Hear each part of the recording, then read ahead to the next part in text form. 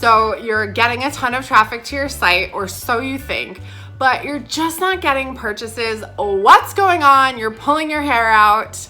Stay tuned. I'm gonna talk all about conversion rates for your online boutique.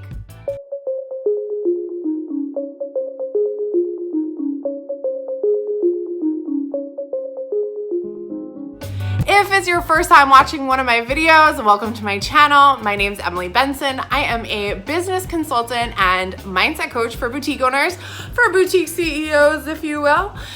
I'm so happy to have you here. If you've been watching for a while, maybe you've been binge watching a little bit, I would love for you to just hit subscribe and like this video. We love our subscribers. You guys get first notifications on all of my new videos. So let's talk conversion numbers, because when I started studying online marketing and online boutiques, these numbers blew my mind. Okay, like I was shocked at how small the numbers were. So I want to talk to you about what these numbers are and how we can improve them. Because I have so many people coming into my Facebook group, we're gonna drop a link here, and what they're saying is, Emily, I'm getting 49 visitors to my website each day. No one's buying anything. What's going on? okay, my friend, unfortunately, the conversion rate, which let's define it, the conversion rate is when someone hits your website and then they end up buying. That is a conversion. The conversion rate for an online boutique is anywhere between 1 and 2%. 1 and 2% means that, unfortunately, if you have 49 people come to your website, that's like a half a person buys something, which means 0 people buy something. The reality is that your goal number of how many people you want to hit your website each day is about 100 people. 100 visitors to your website, unique visitors, not multiple times, right? Someone coming multiple times.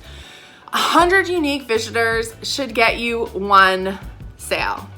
I know, it feels really sad, but do not fret, my friends. We have to drive traffic to our website. Realistically, the number 1 driver to your website is social media, period, end of story. So we're talking Facebook, we're talking Instagram, Pinterest, whatever floats your boat, Twitter, wherever your customers are hanging out, you need to be on that social media platform. You need to be hitting it hard. You need to be driving traffic to your website. How can you increase your success rates once they're on your website?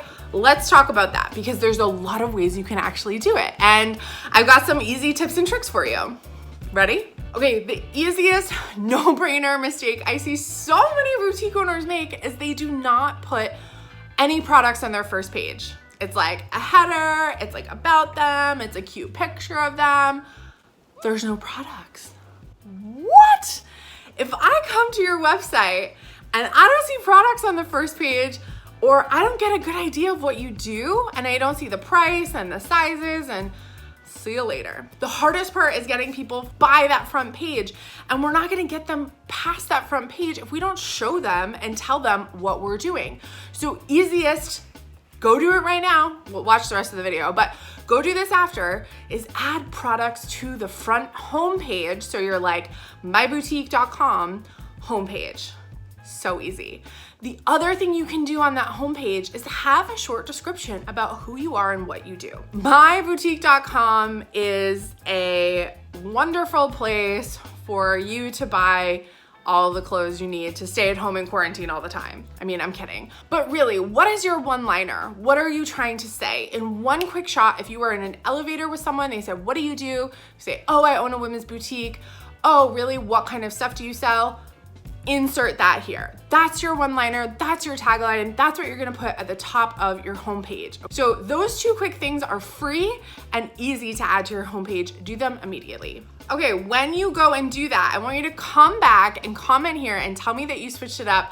Tell me that you're taking action on this stuff. I need to know. If you are already doing that, also comment below, tell me, girl, I already got that. Like, I'm good, okay? I need your next tip. So we have 3 ways to help customers make a purchase. That's what we're trying to do, right? They're on your website. How can we get them to make that purchase?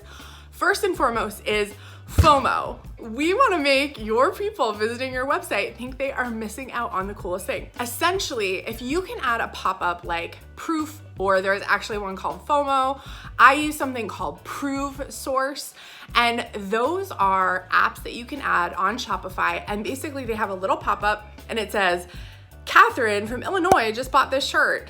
Dan from Carolina just bought this shirt. Emily from Massachusetts just bought these pair of pants. It's very easy to add that. Some of them have free plans, some of them don't, but it's a very simple way. It's gonna pop up on every page of your website. As people do start to buy, as they are viewing things, it's gonna pop up. Great way to add some fear of missing out. The second thing you can do is create a sense of urgency. So have you ever booked a hotel or a flight, and on the hotel app, it says something like 41 other viewers are, looking at this hotel, or this hotel's been booked 4 times today. It doesn't mean that people have booked your date, your time, like your room, any of that. It just means like, hey, there's a sense of urgency because they're running out of rooms. You can do this on your website too. What you should do it with is your quantities. You have small quantities, it's a curated collection. You want to let people know that they can't just sit around. You gotta get what you want. So add an app, again, on Shopify, like stock level inventory quantity. What it will do is it will add how many are left on each product.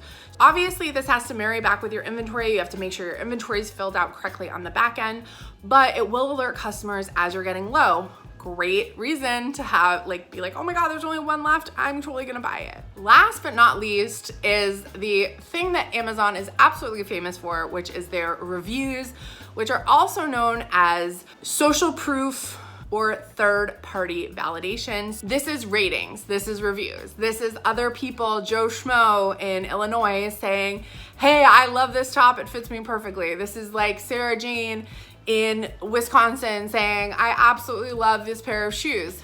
That gets people to buy. So there are also some Shopify apps that you can use. One is called judge.me. The other is called stamped.io. You can look these up in the Shopify app store on Shopify. If you're not using Shopify yet, I have a free code where you get 14 days for free. We're gonna pop that right here and we'll put it in the show notes below. If you're worried about conversion rates, these are some really easy things to do. Remember, it's all about driving traffic, and then it's all about getting them to stay on your website, know what you're doing, trust you enough to buy it, and make them feel like they're missing out on something. So if you haven't yet joined my Facebook group, I would love for you to come over and join. Here's the link. You can click www.emilyfbgroup.com. We'll put the link in the show notes as well. Thanks again for joining me. Don't forget to hit like, subscribe. I'll see you next week. Bye.